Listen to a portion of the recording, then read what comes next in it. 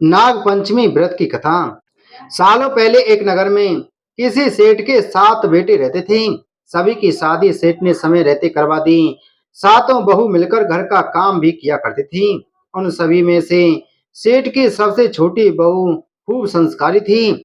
एक दिन यूं ही काम करते हुए घर की बड़ी बहू ने अपनी देवरानियों से कहा कि घर को लीपने के लिए पीली मिट्टी नहीं है, जंगल जाकर मिट्टी लानी होगी।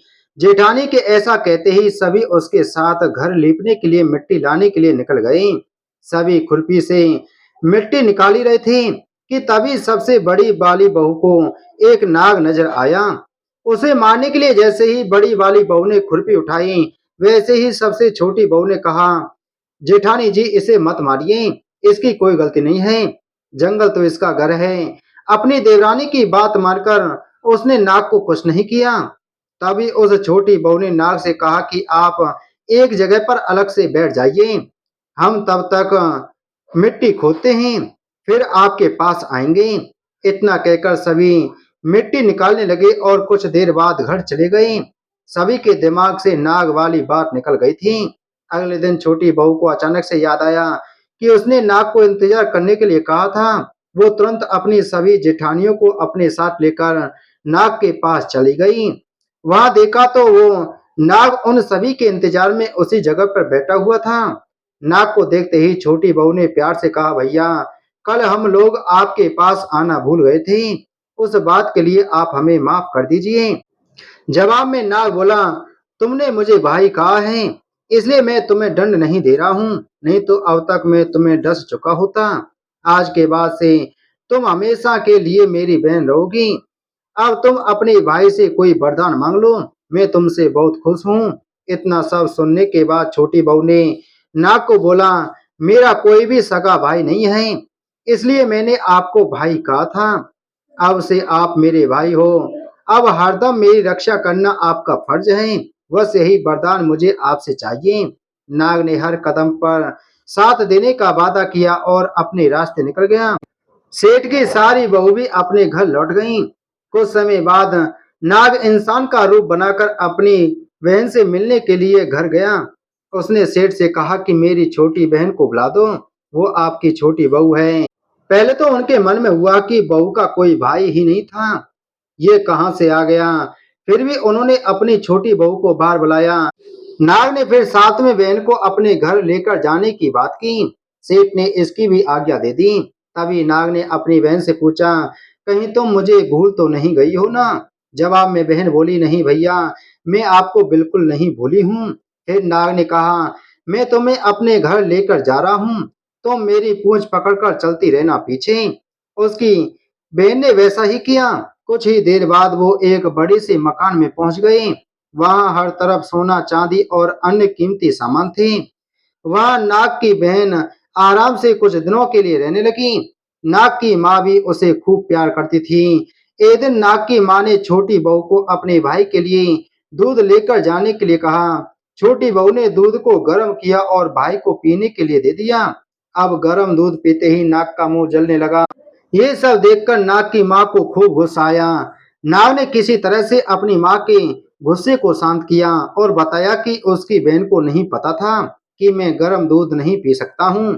अब नाग के परिवार के साथ कुछ समय बीतने के बाद सेठ की छोटी बहू अपने घर जाने लगी। नाग ने अपनी बहन को खूब सारी दौलत और आभूषण देकर विदा किया। बहू के साथ घर में इतना सारा धन आते देख सेठ और उसकी जेठानियां हैरान हो गईं।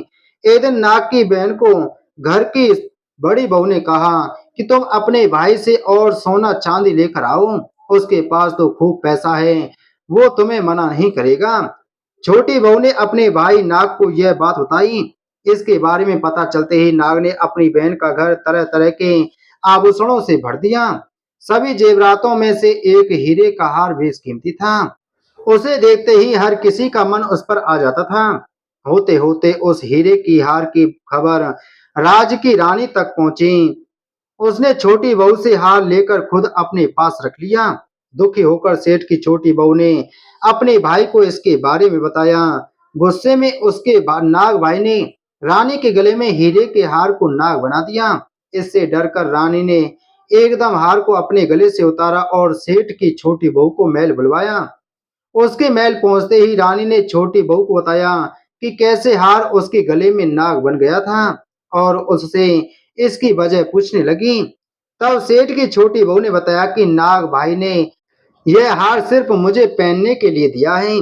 इसे कोई दूसरा इंसान गले में डालेगा तो यह तुरंत सांप बन जाएगा। इस बात को सही साबित करने के लिए रानी ने सेठ की छोटी बहू को सांप बन चुके हार को पहनने के लिए दिया। छोटी बहू ने जैसे ही नाग बने हार को गले में डाला तो वो दोबारा हीरे के हार में बदल गया। महारानी ने यह सब होते हुए खुद अपनी आंखों से देखा और हैरान रह गई।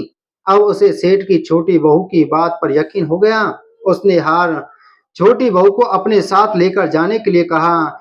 इतना सब होने के बाद रानी ने सेठ की छोटी बहू को कुछ सोने की मुद्राएं देकर महल से विदा कर दिया। अब सेठ की छोटी बहू घर में सोने के सिक्के लेकर पहुंची। ये सब देखकर सेठ की बड़ी बहू को जलन होने लगी। उसने सोचा कि क्यों ना ऐसा कुछ किया जाए जिससे देवरानी परेशान हो जाए। उसने अपने देवर से पूछा, आखिर तुम्हारी पत्नी को इतने आभूषण धन ये सब कुछ कैसे मिल रहा है? तुम्हें उस पर ध्यान देना चाहिए। यूं ही तो कोई किसी को इतना सारा धन जेवरात और सोने के सिक्के नहीं दे देता है। पता करो कि आखिर क्या मामला है। भाभी से अपनी पत्नी के बारे में इतना सब सुनने के बाद उसके मन में अपनी पत्नी के लिए शक पैदा हो गया। उसकी हर बात को वो शक भरी निगाहों से देखने लगा। एक दिन इस बारे में उसने अपनी पत्नी से बात की। खुद के लिए अपने पति से ऐसा सब सुनने के बाद वो दुखी हो गई। उसने सीधे अपने नाग भाई से मुलाकात की और अपने पति द्वारा कही गई सारी बातों के बारे में बता दिया। अपनी दुखी बहन को देखकर नाग को भी गुस्सा आया। सीधे वो अपनी बहन के पति से मिला और बोला कि अपनी बहन को जेवरात और दूसरे तोहफे मैंने दिए हैं। तुम्हें उस पर किसी भी तरह का शक करने की जरूरत नहीं है। वो बहुत ही अच्छी है और अगर आगे से कभी भी तुमने उसे कुछ गलत कहा या उस पर शक किया तो मैं तुम्हें जिंदा खा जाऊंगा। नाग से ये सब सुनने के बाद सेठ के बेटे ने उससे माफी मांगी और कहा कि आज के बाद से मैं ऐसी बातें बिल्कुल भी नहीं करूंगा। आप मेरे ऊपर गुस्सा मत कीजिए। मैं आपकी बहन को किसी तरह का दुख नहीं होने दूंगा। इतना कहकर वो सीधे घर गया और अपनी पत्नी से भी माफी मांगी। उसके बाद दोनों खुशी खुशी साथ में रहने लगे।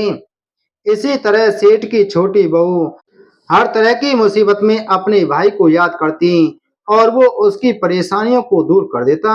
इसी तरह नाग पंचमी का त्योहार शुरू हुआ और सभी महिलाएं नाग को अपना भाई मानकर पूजते हुए उन्हें दूध पिलाती हैं।